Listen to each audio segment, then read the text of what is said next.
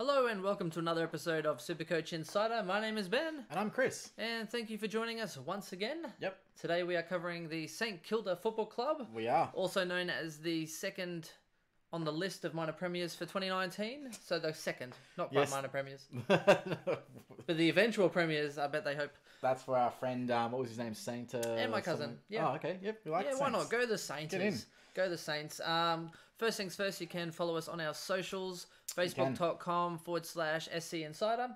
Yep. And we are also on Twitter, so SC_Insider_. Yep. And Twitch, Chris?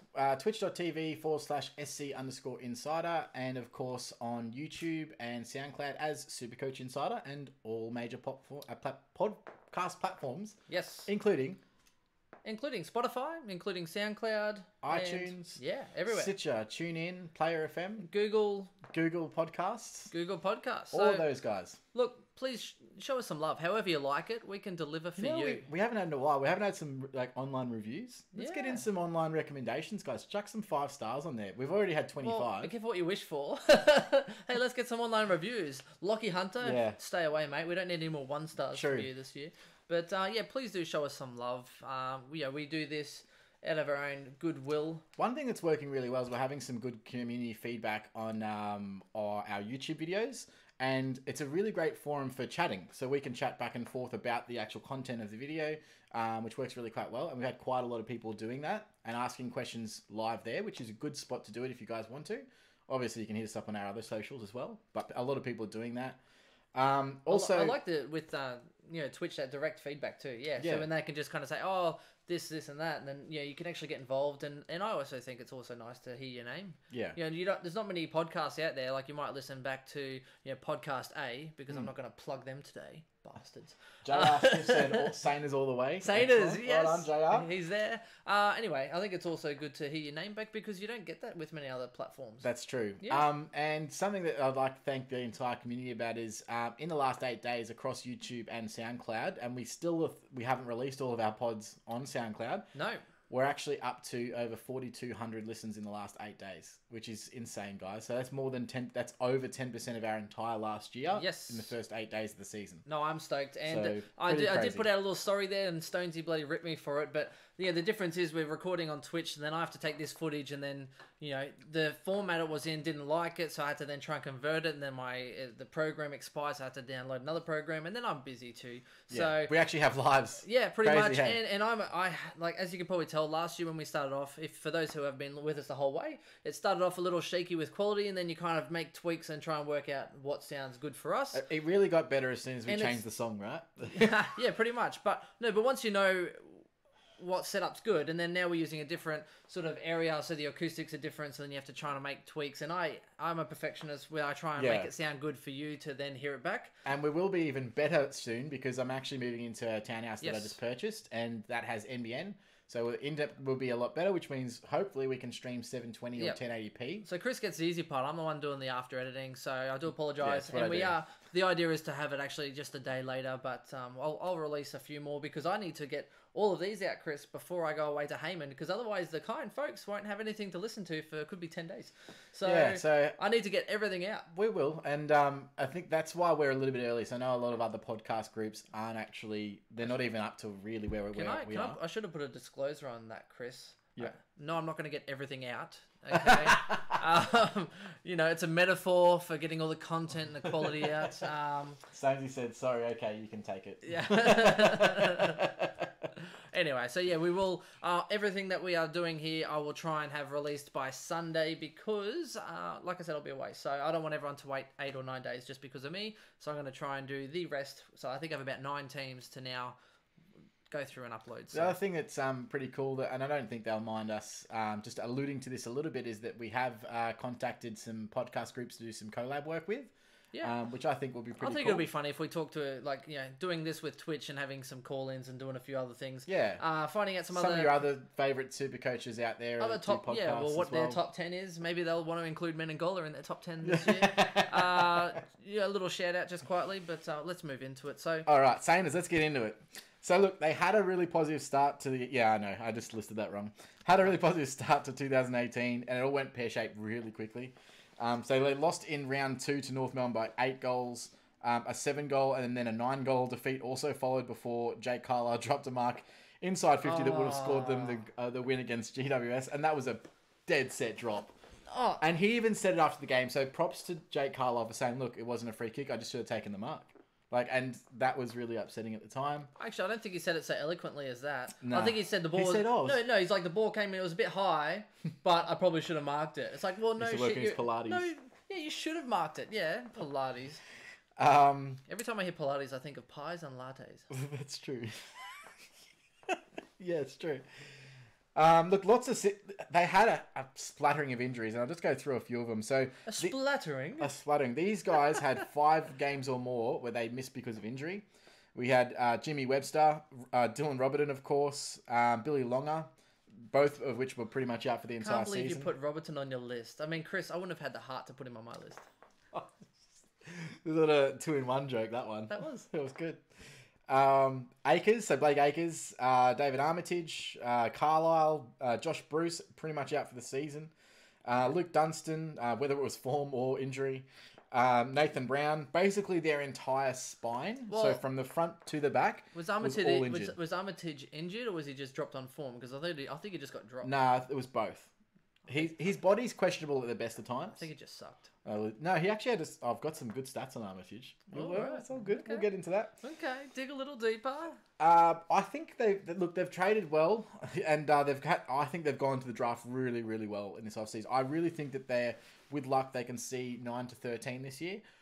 I'm optimistic enough to get them there, but I'm not quite optimistic enough to put them in the 8, even though the year before I had them on the verge. Yep. So I think that they did drop into off a cliff, with a lot of injuries. I can't believe I put them into the 8 in my predictions this year. Did you really? I had them. I think I had 9th or 10th. I had Melbourne 7th and Saints at 8th. Yeah, I'd like to really look at what I I also had West Coast Eagles sitting 3rd or 4th last. So I had Pies in 12th spot this year. Yeah. So goes to show. We don't know everything. Yeah, like Old Mate Adelaide podcast. I'm gonna again rip ya. They could be top 8. Calm down. They could be top 8. Draw difficulty. They have the easiest draw according to Champion Data. Yay! Their double up games against Melbourne, who they actually won a game against last year. Adelaide, Freo, Gold Coast, and Carlton. That's awesome. Fremantle, Gold Coast, and Carlton. Yeah. Count your blessings. Yeah, so there should be some wins there, and they've got to maximise those wins. They've got to win both against Carlton. They've got to win both against the Gold Coast. Yep. Take one away from Freo. Take one away from Adelaide, and look, if they lose both to Melbourne, then it doesn't matter. But that's what they need to do. They need to approach that. It does give them a good launch to assault on the 8. I'm not sure if they can quite get there. 5 6-day breaks and no 5-day breaks, so that's all right as well. Yeah, they're probably playing a lot more Sunday games. Yeah. Tough start to the year after round 1. So they've got round 1 with Gold Coast, which they should win. Then they've got Bombers, Freo away, Hawks, Melbourne, then Adelaide at home, Giants, Eagles, Pies. That's a really tough start. So yeah. Arguably the hardest 8 rounds they face, and then it gets a lot easier. So if they can come out of that 8, at those first 8 games with 2 or 3 wins, I think they should be able to do even Fremantle away. I think they should be able to give it a pretty good shake. they'll give it a shake. Yeah, I can't. They do need to start well. That's not a Freo win compared to how they started last year. I think they need to. I think Hawks now. They can take a Hawks down pretty early. So I mean, if they came out of that 4-4, you'd be stoked as a Saints. I guess supporter. a Saint better throw a spear to get a Hawk down. Visual joke. Jeez, they have the round 12 bye, which is great for upgrading, of course. They share that with the Bombers, Freo, Hawks, Port, and Dogs. So I do think that if there are premiums that are showing up and you need to get on, you can obviously upgrade them after that. It helps. Yeah, don't start a Billings. Upgrade special. I've got a highlight here as well. Directly following the bye for St Kilda, they then face the Gold Coast and the Lions straight after. Bang. Right before they face Richmond. So if you're going to get a couple of good rounds of points, there's no better way to do so. Yep. However, Lions aren't easy beats like they were last year or the last 10 years or however. When was the premiership? 15 years? Jeez. I actually sent Chris a little joke earlier today, and it was like the 10-year challenge or whatever it is, and it was like, 10 years, and it was like the Brisbane Lions, no, not Brisbane Lions, the Broncos cabinet 10 years ago compared to today. It's like there's still no trophies. That's 2015. In the last we'll 10 live years. in infamy. Yeah. We'll live in infamy. They call it I guess that's the same as the Brisbane Lions, though. The trophy cabinet for the last 10 years. 10-year challenge is pretty much 0. Yeah. I didn't want to say anything to you at the time. I thought it was a little bit harsh. All right, off-season trades, drafts, and recruits. So let's get into it. Hanbury and Dean Kent were their ins. Yep. I think ins. both really good ins. Yep. And out was Hickey. So later, they got longer. Whatever. Yeah, whatever. I will go into Billy Longer. I think there's a lot to go into there. But let's go into the rookies. There is some important ones. Number 4. I know Chris has got me off the wagon, I think. With Longer? Yeah. And I think he should be on no one's wagon. I hate you for it, but then I do as well. Because he's so convenient. Thank you for looking out for me though, Chris, because I've been on the Longer train for a little while. Just because he's cheap. I love cheap. Long train coming. I love cheap. I go to Thailand. It's like 25 baht here, 25 baht there. 25 baht. Yeah, it's $1. Because I'm cheap. Yes. Yeah, cool. Go on. All right. Pick number 4, Max King. We've really gone through him already, of course, in the Gold Coast podcast, but obviously really highly touted. Absolute wrecking ball. Yep. How big is he? 204 centimeters, 86 kilos. Slow and steady approach, though, Chris. It is. He won't be playing until at least mid-season. So Alan Richardson has already tempered expectations and said we won't be putting you in until at least mid-season. So it's not going to be relevant early, but he could obviously be relevant late. Did his ACL in April last year, I believe. Yep, April last year. And they want to make sure that he's 100% before they start throwing him into the line. So the only way he's going to be Supercoach relevant this year, Chris, if he starts off with a couple stinkers. Because he's too expensive. He's way too expensive. 193k. Like, I'm not bringing in someone close to 200k to make. I'm actually hoping he doesn't play this year. Well, you want cash, yes. If he doesn't play this year, gets a 20% discount, comes in at 150, 160 next year. Even better. I'd be happy with that. So you can't pick him. Don't worry about him. He's not going to be playing anywhere near the start. I'd actually say the same about Jack Bartel, who was their next pick in number 41. One to watch, though, but he had a back issue, and they're still nursing it. He's not in full training yet. He's still in the rehab group. But he is a tall, bullocking midfielder who loves a tackle, averages 6 per game over his 2 years at Calder Cannons, where he co-captained the team. And he slid down the draft because of his bad back. So if he gets and I think he will get games this year. Well, geez, I hope Saints didn't pick him hoping he can carry the team. Mate, they should have got Dylan Shield because his shoulders are great. Tell you what. But look, 188 centimeters, 79 kilos. He can spend some time in the gym. Hang on, quick little survey, Chris. Who has the worst shoulders between Rockcliffe and Shield? I don't know. Probably Rockcliffe for sure. Yeah. Continually getting tune-ups over there.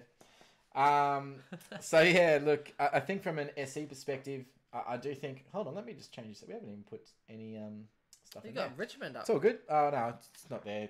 We're in the full scene over here. Jeez, Chris. Look at this lighting. So, but look at this epic lighting. It's like pies. The pies. Yeah. Anyway, Jack Bartel, 188 centimeters, 79 kilos. He unfortunately. So here's the thing. So he's likened to a sort of Patrick Cripps the way he plays, because he has a 2-to-1 handball to kick ratio. Not great for Supercoach, but that big body, big tackle numbers, 80% by hand and only 58% by foot. So at least he knows his deficiency.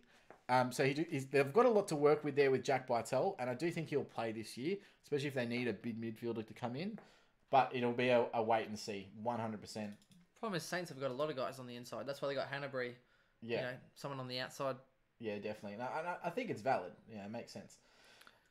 Anyway, on to the next one. So, pick 47, Matthew Parker, 117k forward. Mature age recruit, played 2 successive seasons at South Fremantle in the Waffle.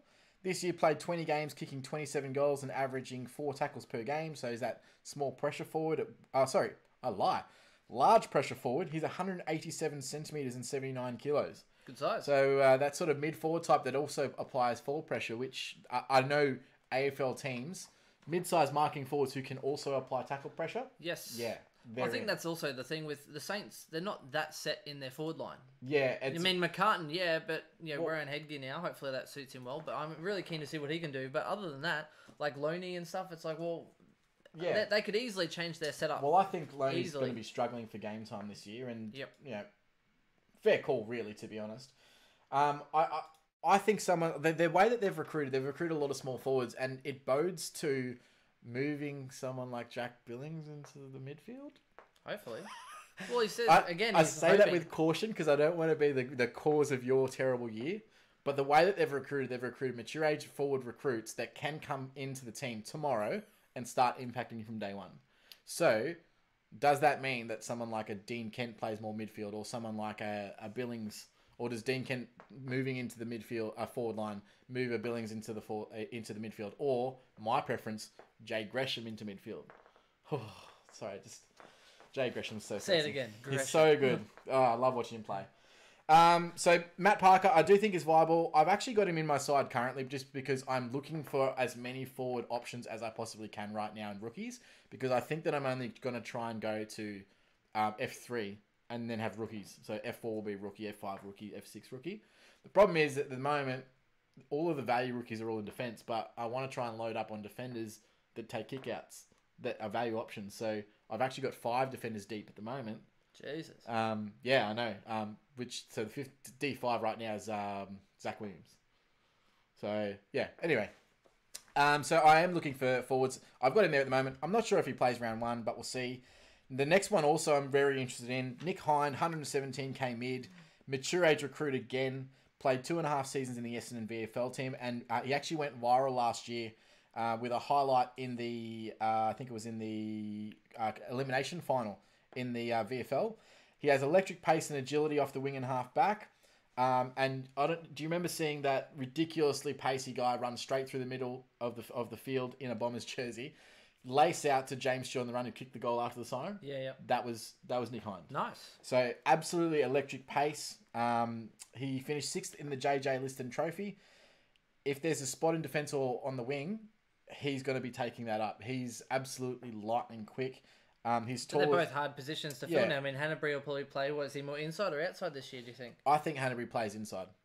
But then they've already got so many inside players. Maybe. But I think some of them, like Armitage, doesn't play no, not Armitage, anymore. but I mean, you've still got Steele. You've still got... Akers was playing on a wing. Yeah, Akers was wing. Seb Ross as well. Seb Ross had a career best season. I'll go through some of this stuff.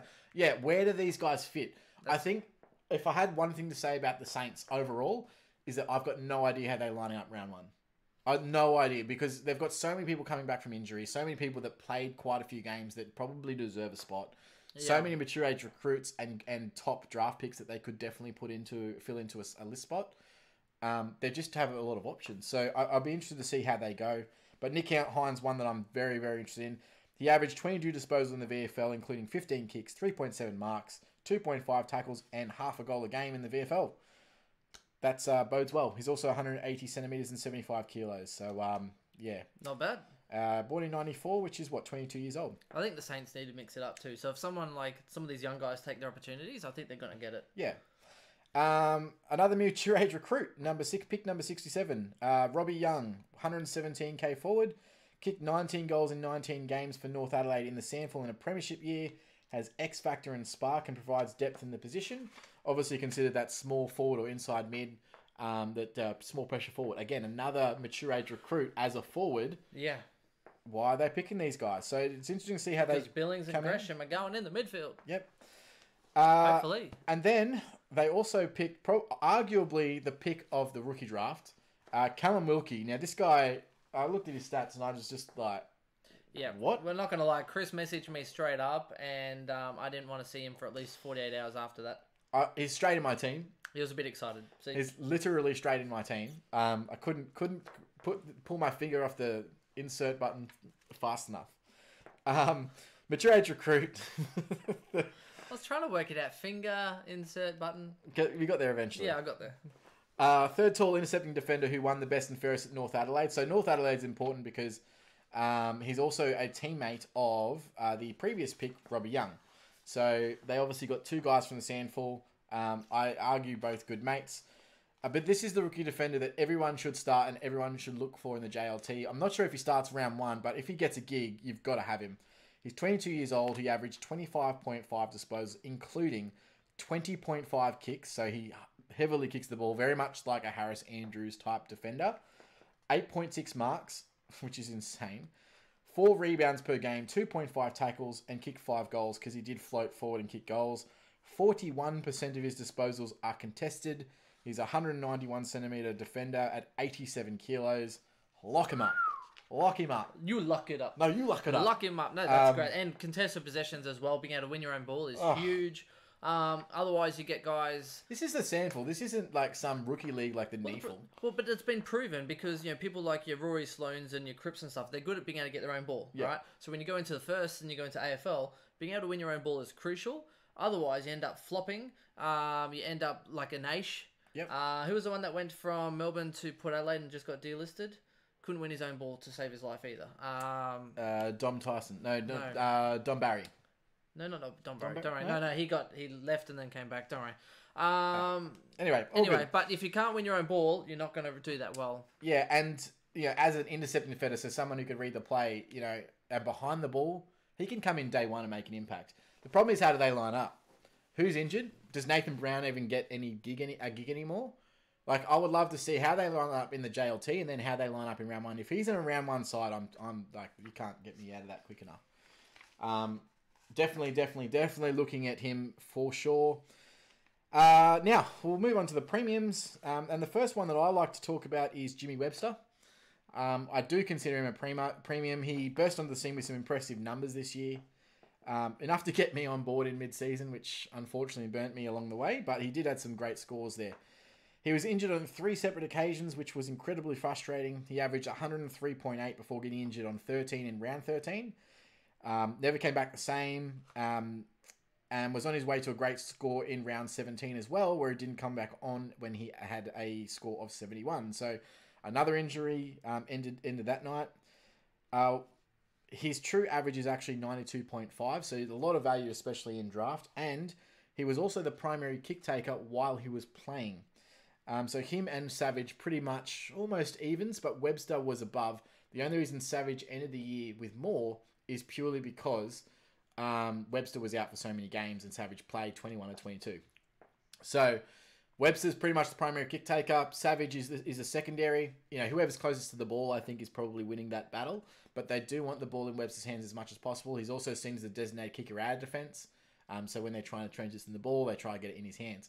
Robertson, to go to that question there by J.R. Stiff, is Robertson going to be taking any kickouts? Not at all if they're in the team. Robertson will not take any kickouts in the slightest, and so that will not be an impact on whether or not you choose Robertson.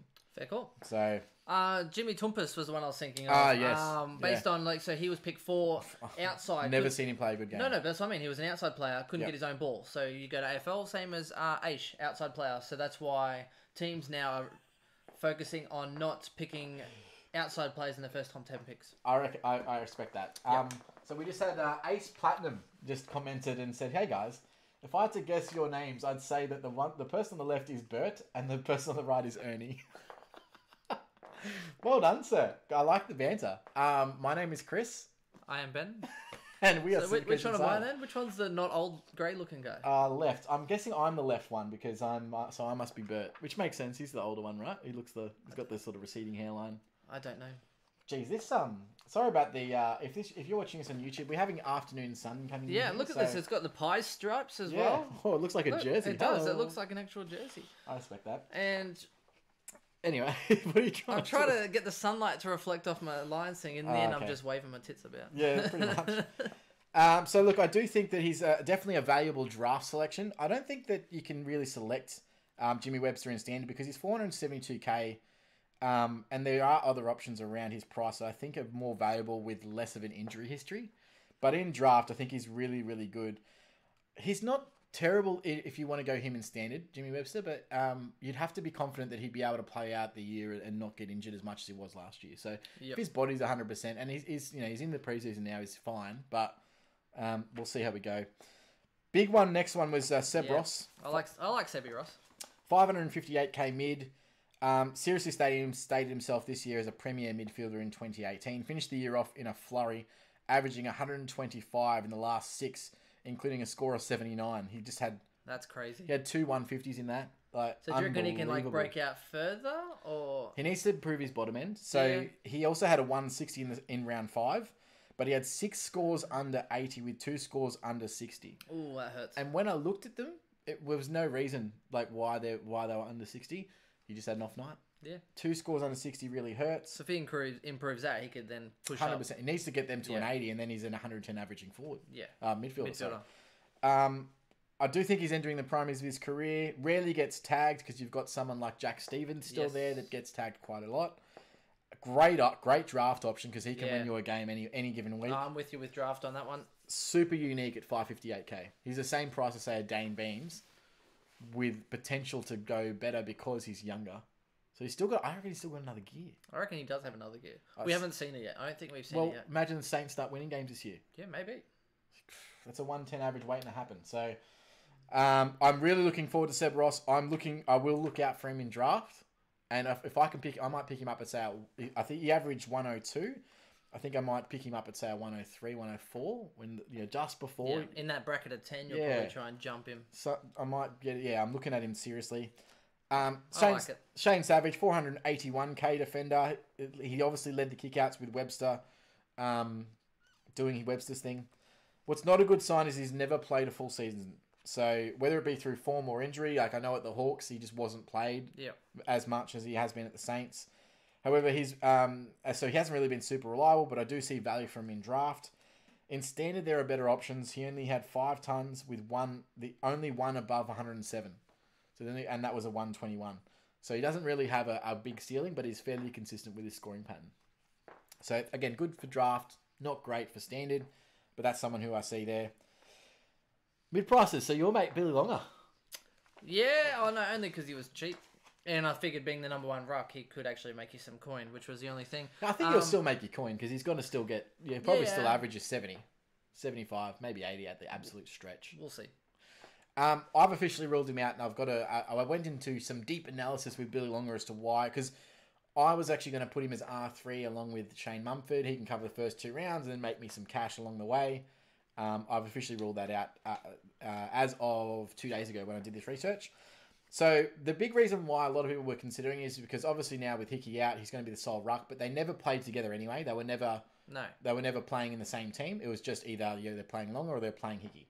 So that's one thing. And now they're forced to choose Longer. Well, most likely. Now, the big thing of reasons why people pick him is because in the back end of 2017, he had a 3 or 4 game average of, it was 90 something. He hit a few tons and then got injured and then was out. So people do consider that as value. However, the tons that he hit in that period, he hit 107 versus Jordan Roughhead, who was an easy beat ruckman pretty much. And Pies have got him in. He's probably not even going to play ruck for them. No, he'd be a key defender. The 119 and 111 versus Nank, who, again, not a great tap ruckman. So he just Nank. Opposition ruckman generally score pretty well against Nank, but he also no slouch as well and scores quite well against anyone as well. But he's one that definitely opposition ruckmen do score quite heavily against. The other one was 123 against Lysette. And the last one was 108 versus Max Gorn, which is the only sort of mare. And the reason why I've highlighted that is because Billy Longer had 6 free kicks for, and Gorn had 5 against. I actually remember this game where Gorn just went like, at one stage I just remember Gorn to me like, I don't know, like, what can I do here? Like, he was just getting soft ruck frees, and Gorn was just having none of it. And then, of course, Gorn just started to not ruck like he would normally ruck because he was just getting called for every single stupid free kick in the ruck. So I would say that that's completely cancelled out. The last year's his only decent score was a 94, and that was against Jared Witts. I'm not taking him on board at all, and I think people should hear high draft pick, and he's young, so ruckmen generally get better as they get older. How old is Billy Longer now? He'd be 25, 26. Yeah, most rucks don't peak until they're 27. Yeah, unless your name's Brody Grundy. Is it Grundy? It's Grundy. It's worth it. Anyway. So I've just got here avoid. He's not on my list at all anymore. And I'm now looking towards Naismith or Zach Clark, but we'll have a look at some other ruck options there. Sam Draper might come into calculations. Other mid prices, Blake Acres, 480k forward mid, averaged 88. Yeah, he started off great though. Yeah, well, I've said here, it's unfortunate he's so heavy price going into the season because he started the season with a bang, averaging 98.5 in the first 7 of his first 8 games. He then got injured and didn't return until round 19, where he averaged 74.2 over the last 5. Role would be important when he was doing that. You watched quite a lot of these games as well, playing on the wing as a link player. Yeah, and putting the ball inside 50, and which was odd because he's a tall guy. I don't have the exact figures on, but he would be 190, right? Like he's a tall midfielder. Oh, I don't know if he's that tall, but he's definitely on the wing side. But he played that role perfectly. He, as a great link option, moving, sprinting up the wing and delivering inside 50. He was really good. So, long as 25 too, by the way. Yeah, well, yeah. So he's the same age as Grundy, right? Yeah, the same. Anyway, so 1.91 meters. So look, someone I think that Chris, 1.91. Yeah. Yep. Yeah, 191. Big boy. Yeah. So one thing, thing about Akers is that I wouldn't mind him in draft. I would never take him in standard this year. No, I'm with you. He's worth the risk in draft. I think but he's forward mid in draft. You can take him. I'd take him at 88 comfortably. Yeah. I think he's because if you lose points, I don't think you're going to lose too many, maybe 5. I think he could go up 7 points. Could average you 93, 94, 95, like something like that. I think he's. So I think he's got enough either way. He could go. I think there's enough upside to him, but if you lose, I don't think you'll lose too much. So picking him at 88 sounds about right because the risk is as long there. As his body's okay. Yeah, correct. But the risk reward is you'll either push up a few or you might lose a few, but he's still fairly safe. Yeah. So I agree. I don't mind him. You should be able to pick him up pretty late at 88 in a forward role. I think that's pretty good. Dan Hanbury's probably the one on everyone's lips, and there's a lot to love. And here's the funny thing with Dan Hanbury. I think he's great. Yep. Like I was big on him when he averaged 90. I think it was like 97, and then I put him in my standard side the year after that, and he went 116 or whatever it was, or 113, 116. He's gone pretty big a couple of times. So he had a high 90s, then he had 2 successive seasons at 110 plus. Yes. And then he dropped back to 97, and then he went to 60, which was this most recent. Correct. And I think even with draft, when you're looking at it, I think he'll be popular in standard. Yep. I think he'll be popular in draft as well, and he will probably go earlier than you would want him to. As me picking him up... When you want to pick him up. Oh, yeah, exactly. When you would want to pick him up. But people will pick him up earlier, A, because of his name, but secondly, Chris... People are going to pick him up at 90 average. If he was playing at Sydney again, I think he would slide a bit later. Going to a brand new team, everyone has this, new perception on, he's a new team now. Maybe he'll bounce back to his old form, right? So now all of a sudden in their mind, his value just goes up. Yeah, so you're picking him as your mid-5 instead of as like an M6 or an M7. Based on the way that I like to select people, and I actually go into a draft pre-cocked, and we've discussed this before, where I say, what's his estimated return? What's his other average? Divide that by 2, and that's where I want to try and pick him up. I think he can probably average a 105. Yeah. So that's a max. So that's probably why more like we 100. approach things a little bit differently because you go, okay, so this is where I think he'll average, this is where he did average, and then you find the common ground in the middle. Yeah. Whereas I kind of go through and go, okay, so I have my list and I just highlight those of value. So then when I kind of get down to it, I'm like, okay, so this person's here, or if they get taken, then I go next best and I start looking at that. Yeah. Whereas your way is probably better, but it just takes more time. It's a bit more time consuming, but based on that, it means that I should try and pick him up at about 82. I reckon people are going to pick him up at about 90. Yep. I reckon people value him that much that it's going to be like that. And look, by his own admission, he had a really terrible year, and it's been ongoing for 2 years where he's just had injuries after injury and just could not get off the park. He obviously had hamstring awareness recently, so just before Christmas, hamstring awareness. It's basically just tight hamstring, and he didn't want to risk it. Well, Chris, I wanted some clarification on the meaning of that. Okay. I tried to actually send an email and a phone call, but got nothing. Funnily enough, nothing. Well, that's surprising. An AFL player did not reply to your email. Yeah, I know. So anyway, I had to Google it, and apparently, I had to Google it, Chris. And I like the old Google, but I had to Google it, and apparently hamstring awareness is where guys just get around and talk about hamstrings. Yeah. Yeah, that's it. Pretty much. Just get around it. Just talk about it. It's. I'm aware that it's tight. That's that's literally what it means. They get around in a group and say, "I've been struggling." Actually, a hamstring awareness. Yeah. My name's Dan Hanbury, and I have a tight hamstring. Exactly. Hi, Dan. Hi, Dan. How long have you been suffering from a tight hamstring? Well, I went for a run the other day, so it's been ongoing for 3 seasons and 2 months. That's legitimately what happens. Yeah. So they just taper his training load off. Yeah. And that's good. And they just talk about it. So look, he knows that he's got, and he wants to play, obviously, midfielder, and he will get the minutes. They didn't trade the farm to get Dan Hanbury for him to not produce good numbers. So I think they've got enough outside players as far as Blake Acres. Yeah. Even Gresham and stuff could push up a bit. I think so. Of the 4 of the big mid prices of this year, so with the 4 are Aaron Hall, 390 something K. I think 394 something. Anthony Miles, 344K. Dan Hanbury, 326K, and Tom Liberatore, 300 flat. Of those 4, in my opinion, Dan Hanbury has the highest ceiling. Number 1. So, therefore, it's not necessarily about, okay, can he make you money? It's can he be a keeper? Can he be the Caniglio of last year? Ooh, that'd be nice. That's why I think I can choose Dan Hanbury, because I don't think any of the others can actually be a keeper. They're all stepping stones.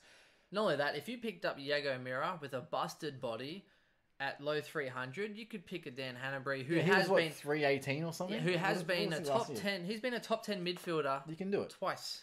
I think that there's room in there for one of those players. Yeah. I'm currently. I wouldn't load up. No. And if you're gonna choose two, or you've got another one, the only other one I'd look at is Liberatore, but only because his price. So if he's a stepping stone, which I think that the other three are, at least he's so low that you'll make enough money to make it worth it.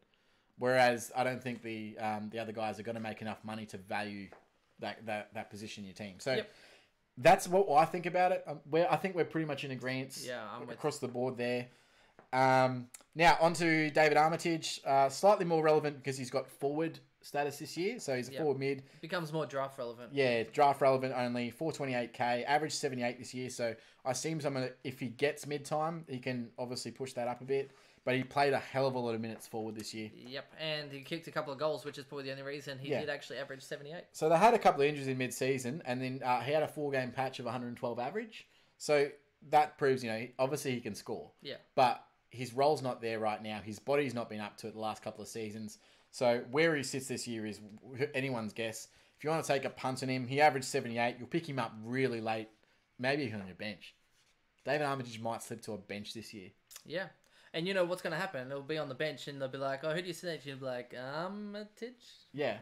And he could bust you an 85, 90 average. Yeah, he could. He could. Who knows? Or he could be playing VFL and get you nothing. Zero. Get you donuts. I mean, if Barlow doesn't even get a go for the Suns, Armitage could easily be I'm shafted. still butthurt about Barlow. Yeah, no doubt. Anyway, the one that I think has massive, massive relevance this year is...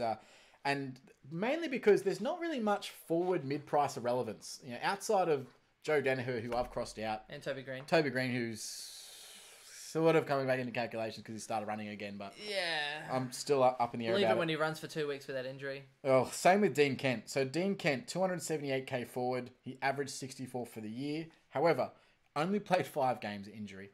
Previous years, he's also had injury. So this is a very high risk. He's a very high risk, high reward type player.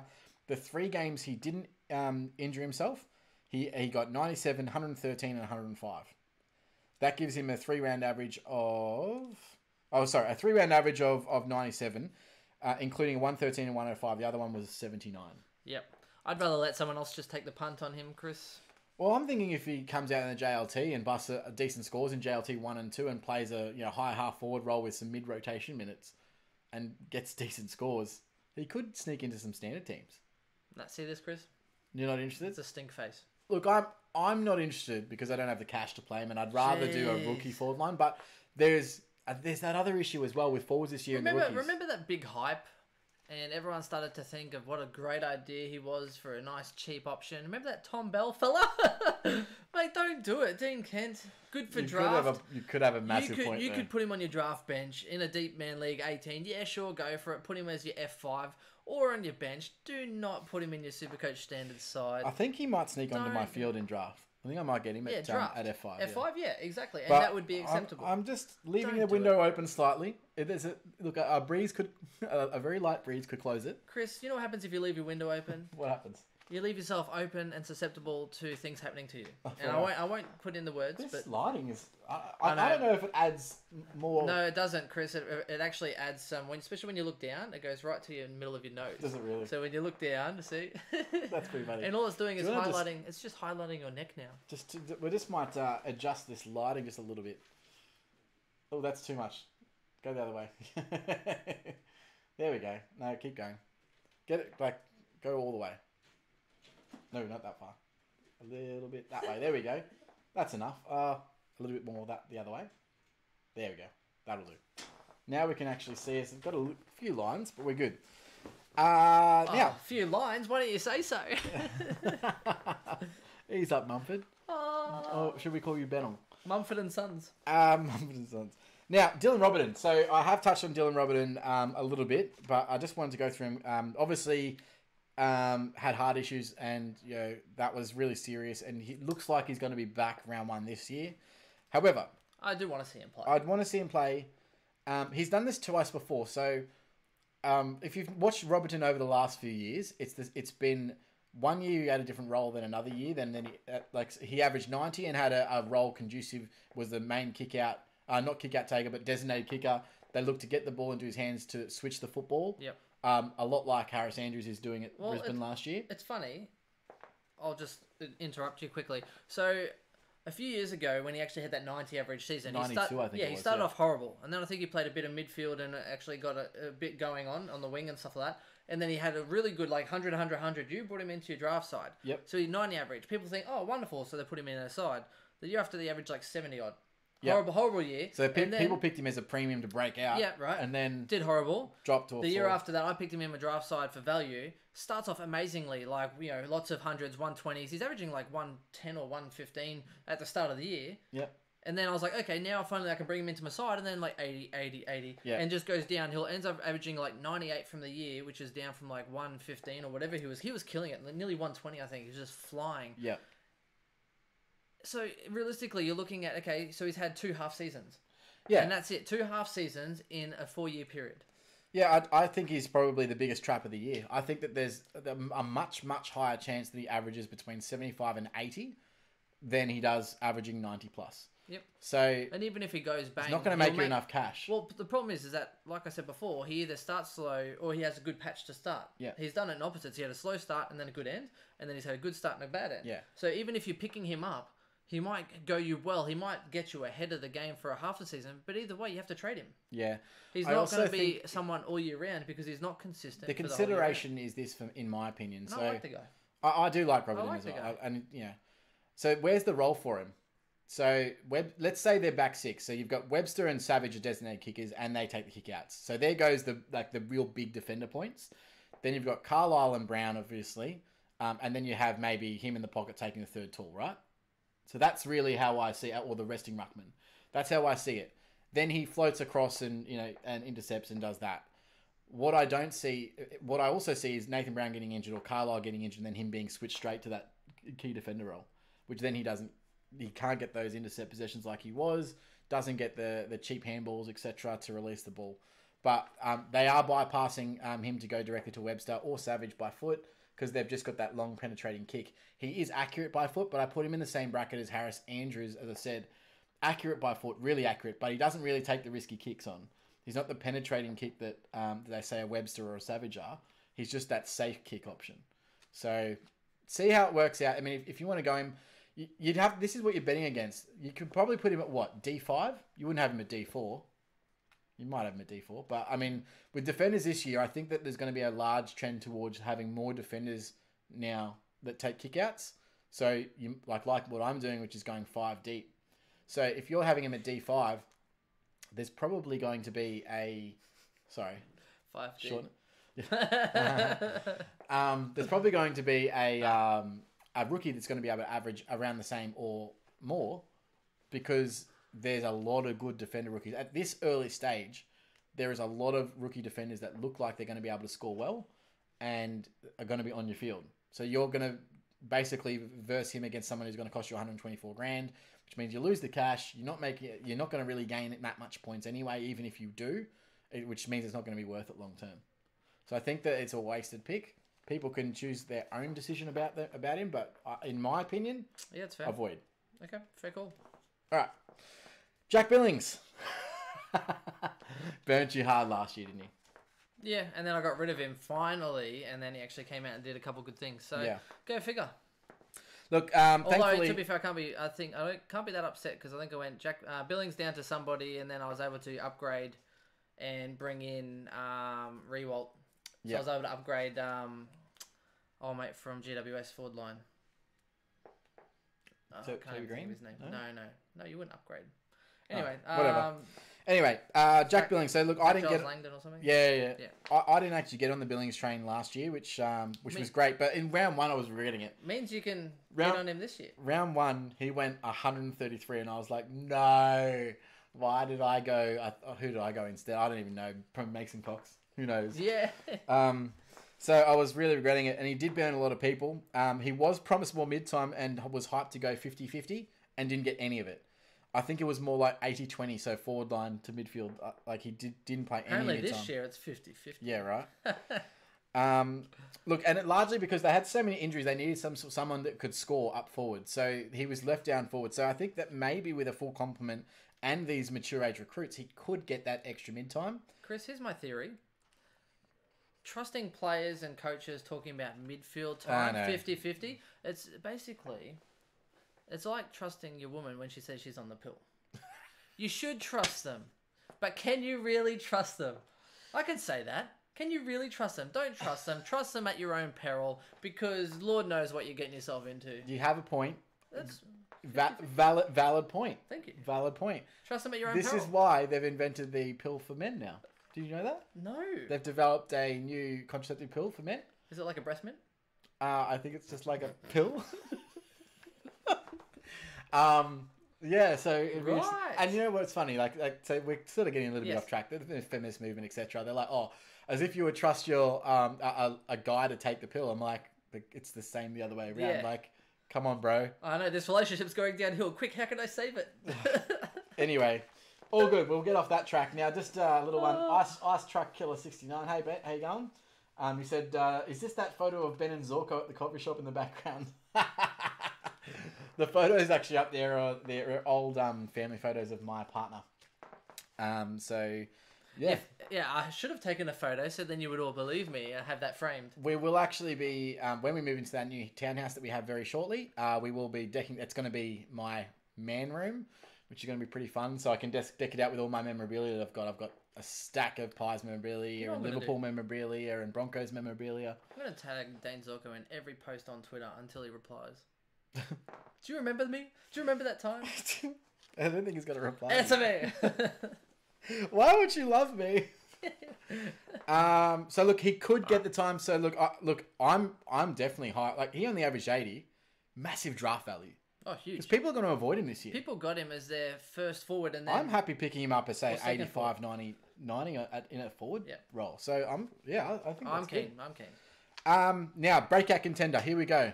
Big one here. So I asked Ben last night when I was doing this research. Name someone who in the Saints midfield that had in the last 9 games averaged 111. And I said David Armitage. Yeah. No, you said. What did you say? I didn't hear the fact you said midfielder. You said Gresham. I said Gresham because I knew you were big on the Gresham train, so I thought it was just an excuse to talk about Gresham. No. I didn't hear the pertaining details regarding the midfield position, so I apologise. Yeah, and it's Jack Steele. Went big in the back end of the year. 512k mid, averaged 94.4 at the end of it. So he obviously went up from his previous average of 91. But 2 140 plus scores in that zone. Definitely one I'll be targeting in draft. 100%, way undervalued at 94. I think you could pick him up at, say, a 97, 98. And he's not someone that really is on a lot of people's radars, in my opinion. No, I think people will let it slide. Again, I don't know if you can... a 512k Jack Steele in standard. Who would you pick up first, though? Would you pick up a Steele, or would you think Jack Stevens more value then? They're both at the same average. Good segue. I love the segue. That's literally the next person. Yeah, I know, but they're around the same average, though, because even Steven provides so much value based on he has averaged you 105 plus. Only reason why I would say Jack Steele is better than Jack Steven is because of the age. So Jack Steven is, 31, I think, whereas Jack Steele's only like 24. True. So I think maybe even younger than that. So he's got a lot more years to go. And he also had, I think it was surgery the season before. Yeah. The start of that season. That's probably why he started a bit slower. And the other thing with Jack Steven is he just gets tagged out of games. No, I was talking about Steele. I know. He didn't start the year too well because he had he was in a moon boot and stuff, I think. Yeah, he was, yeah. That was the year prior, I think. Yeah. Yeah. So with Jack Steven, obviously, I mean, look, they only average 0.2 difference between the two.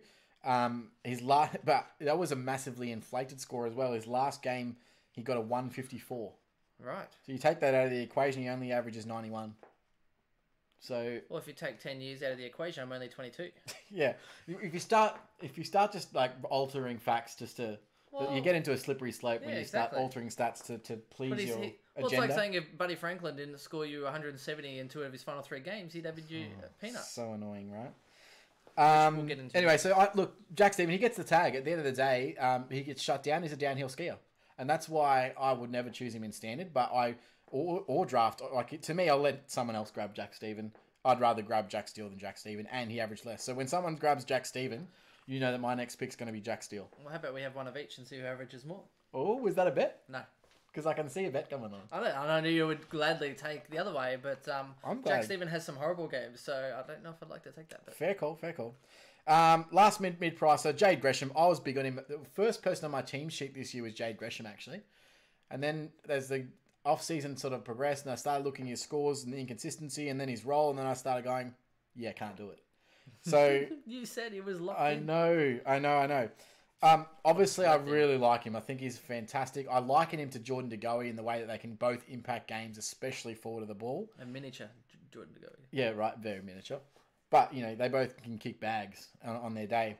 The thing is, he should be getting more midfield time, but they just drafted in Dan Hanbury. They've got Hunter Clark they want to get more games in. They've got all these new recruits. They want Billings, the midfield time. Like, again, what we said at the start of the pod. How does Saints line up round one? Where is Jade Gresham starting? If he starts in the midfield... You know what the best part is? Gresham actually won me a draft round because there was the bye rounds. I needed somebody to play. And I was like, Gresham versus, I think, Gold Coast. I'm like, he could do well. And it starts off okay. And then he kicked the goal winner too. Yeah. And he's like 130 or something or other. Love life. I love Jade Gresham. So there's another hint. If you need a player, look for those versus weak opponents, especially forwards. Yeah. Look, he had 5 tons and 5 scores above 80, which is 10. But that means that over his other 12 games, he had a dud score 50% of the time. Yep. So I'm just... Dud. Needs more midfield time to be considered. Yeah, and then that more draft value anyway. Yeah. Now, some draft special, just quickly, Jack Sinclair provides a decent draft option for a late pick. He had 3 tons and 5 scores over 80 for his 77 average, so I think that he could provide some value late or on your bench. Only if really St Kilda win more games, of course, can I see him increasing his average. One to watch is Logan Austin. 412k. Just, again... I think he's in their rehab at the moment, though, Austin. Well, he only played 7 games, but he averaged 84.4. Yep. But there's no real spot in the team for him in the first 22. No, and like I said, I think last article I read, which is only today or yesterday, I'm pretty sure he is in their rehab. Yeah. So easing in, so... Yes. Last one is one to avoid. Now, we were big on this guy last year, Luke Dunstan, but unknown role this year, and his kicking is a liability. He was dropped at times last year. Well, his kicking was normally good. Last year it was horrible. But the year before that, his kicking was only second to Pendlebury or something. So pretty much. I think he'll be okay. I wouldn't be picking him early on, but Dunstan, you could do a lot worse because he gets you a lot of 80s. So realistically speaking, if you pick him... Go for draft on the bench, last spot maybe, or even last mid. Looking for a mid, last mid, or on your bench. You can do worse. He gets you 80s. Whether or not he's in the best 22 again, I don't know anymore. I think there was talk of him maybe leaving at the end of last year, so I'd be interested to see how it goes. But definitely one to watch. Anyway, that pretty much wraps us up for that. It does. Thank you very much for those who have tuned in and have stayed with us, and we'll just reconfigure and see whether this lighting is worth continuing. Yeah, I think we can. We can get some better lighting up in here. Thanks, guys, and have a good one. Thanks, have a good one. Bye-bye.